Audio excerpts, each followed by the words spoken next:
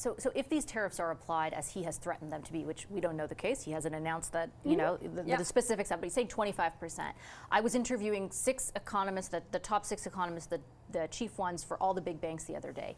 And collectively, they said the hit to the economy, we're looking to the tunes of millions of jobs. You're looking at a 3% contraction and essentially an immediate recession.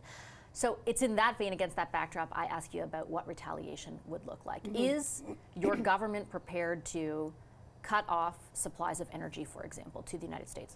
What I can tell you is everything is on the table. And that's the conversation we will have, the Prime Minister, Minister LeBlanc, and myself, with the premiers next week. And that's a conversation also I'll take to Republican senators and key Republican decision makers in Washington next week. Because this is indeed a decision that would be taken by President-elect Trump that would have devastating impacts on Canadians.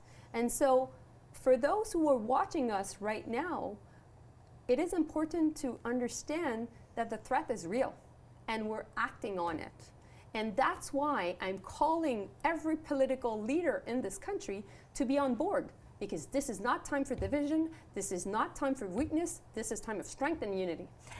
I guess I would just ask, though, if you are coming from, because it's not just the Conservatives, it's all the opposition parties, and the issue is, like, they're becoming even more critical because they would argue, I think, the Prime Minister has put the country in this spot by making the decisions he did when he did it. I'm not saying it's not your decision to make, obviously, but he is the leader of your party. By waiting until when he did, we're in a more vulnerable place where, no one is really sure of exactly what's going to happen or what your government is going to pursue. Can you impart a sense of confidence on Canadians that your government can navigate this despite the weakened position we find ourselves in? Let's not fall into the narrative that Canadians were looking for this, that Canadians did anything wrong to attract any form of tariff threats. That's a false narrative. No, that's not the narrative. The narrative is, the question is around the Prime Minister's decision and his timing. He had multiple opportunities to do what he did. I've had many conversations with the Foreign Minister of Mexico, with the Foreign Minister of Denmark, with my colleagues in Europe. Trust me, nobody was completely looking forward to everything that President-elect Trump has said since he's been elected. And by the way, he never talked about it during the elections. We're reacting to his new rhetoric. Now, we've gone through Trump 1.0 administration. We've gone through tariffs because he has imposed in the past tariffs on steel and aluminum.